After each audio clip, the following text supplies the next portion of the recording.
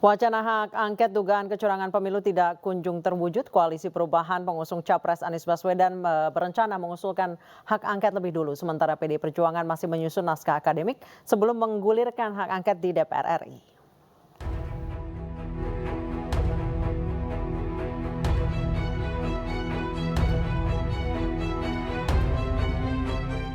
Koalisi Perubahan pengusung Capres Anies Baswedan berencana mengusulkan hak angket dugaan kecurangan pemilu di DPR lebih dahulu.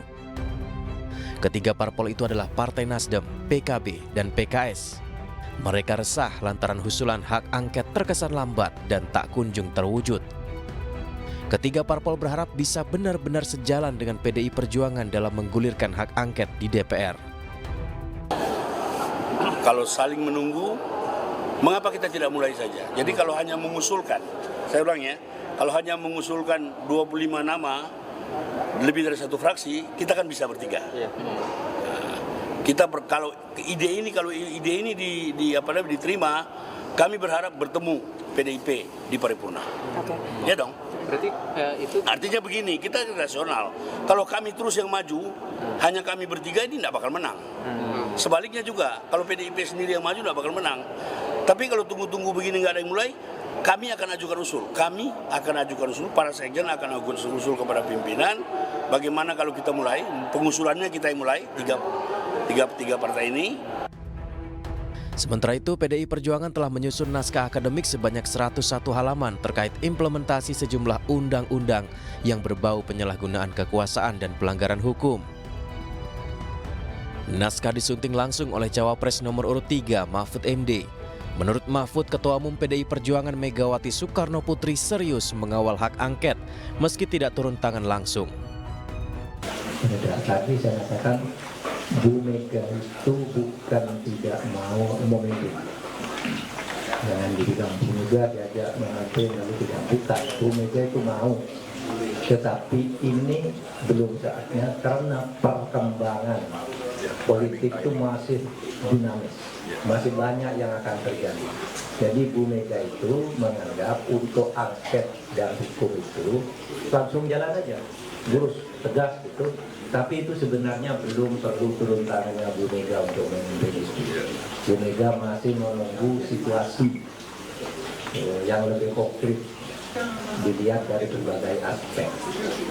Jadi jangan ditulis Bu Mega tidak mau memimpin angket. Belum turun, itu urusan angket itu urusan teknis anggota DPR. Belum lama ini 50 tokoh masyarakat dari berbagai kalangan juga mendorong para ketua umum parpol untuk segera mengajukan hak angket. Mereka menulis surat kepada Ketua Umum PDI Perjuangan, Ketua Umum PKB, Ketua Umum Partai Nasdem, Sekjen PKS, dan Ketua Umum P3. Hak angket adalah salah satu hak yang dimiliki DPR untuk menyelidiki pelaksanaan undang-undang atau kebijakan pemerintah yang menyangkut hal penting, strategis, dan berdampak besar bagi bangsa, negara, dan rakyat. Meski hak angket tak bisa serta-merta mengubah hasil pemilu, namun hak angket diharapkan bakal membuktikan adanya praktik kecurangan dalam pemilu. Tim Liputan iNews melaporkan. Kritisi proses demokrasi dan konstitusi di Indonesia, Guru Besar UGM Yogyakarta Profesor Kunchoro dirundung di media sosial. Tidak hanya itu, pakar psikologi UGM ini juga pernah didatangi orang tidak dikenal.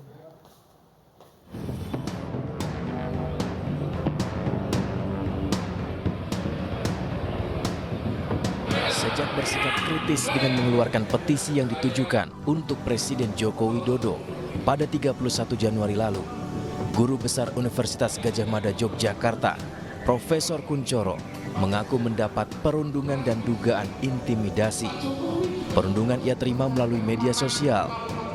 Tak hanya itu saja, kediaman Guru Besar Psikologi UGM ini juga pernah didatangi oleh orang tak dikenal.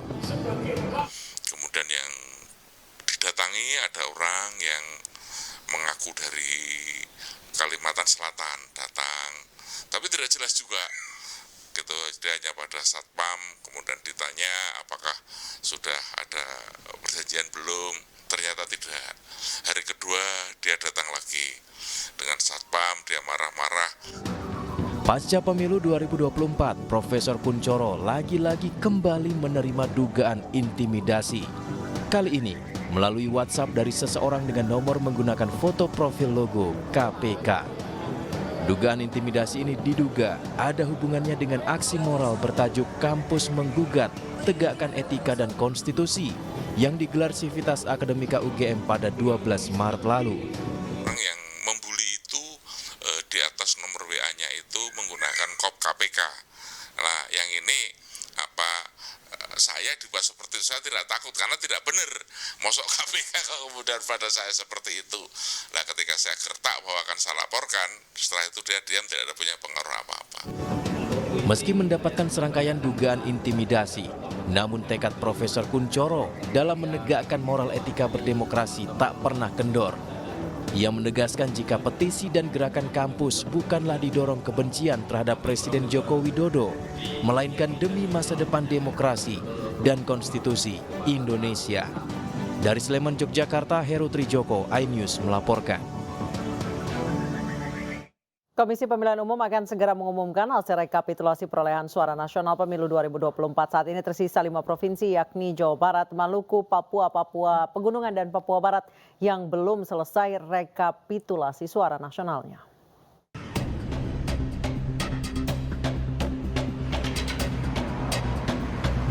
Komisi Pemilihan Umum akan segera merampungkan rekapitulasi perolehan suara nasional pemilu 2024. Total, KPU telah menyelesaikan penghitungan perolehan suara di 33 provinsi. Tersisa 5 provinsi yang masih dalam proses rekapitulasi, yakni Jawa Barat, Maluku, Papua, Papua Pegunungan, dan Papua Barat.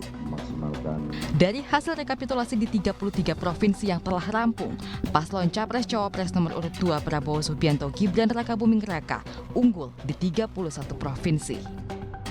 Sementara paslon Capres-Cawapres Anies Baswedan Muhaimin Iskandar unggul di 2 provinsi yakni Sumatera Barat dan Aceh.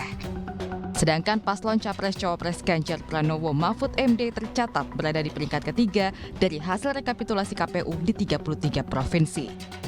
Sementara untuk di luar negeri sebanyak 127 PPLN telah melaksanakan rekapitulasi nasional. Data rincian perolehan suara pasangan calon presiden wakil presiden untuk PPLN. Pasangan calon nomor 1, 125110. Pasangan calon nomor 2427 berapa tuh? 871. Pasangan calon nomor 3, 118385. KPU akan langsung mengumumkan penetapan hasil pemilu 2024 jika 38 provinsi terampung rekapitulasi nasional.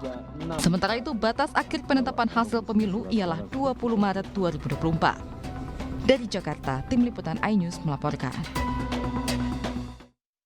Sementara itu, Karopenmas Divisi Humas Polri, Brigjen Pol Truno Yudo Wisnu Andiko mengatakan situasi pasca pemilu 2024 masih aman. Polri telah melakukan pengamanan sesuai dengan aturan dan undang-undang. Alhamdulillah, situasi aman, terkendali, kemudian damai dan sejuk. Tentunya ini juga berkat seluruh elemen masyarakat bergandengan tangan bagaimana membuat suasana ini dan juga momentum bulan Ramadan adalah bulan berkah. Itu rekan-rekan yang bisa kami sampaikan. Dinamika setiap perkembangan pada tahapan pemilu, rekan-rekan media juga monitor ya. Tentu yang disampaikan tadi terkait dengan penyampaian atau kebebasan mengungkapkan pendapat di muka umum tentu telah diatur dalam peraturan undang-undang ya. Artinya segala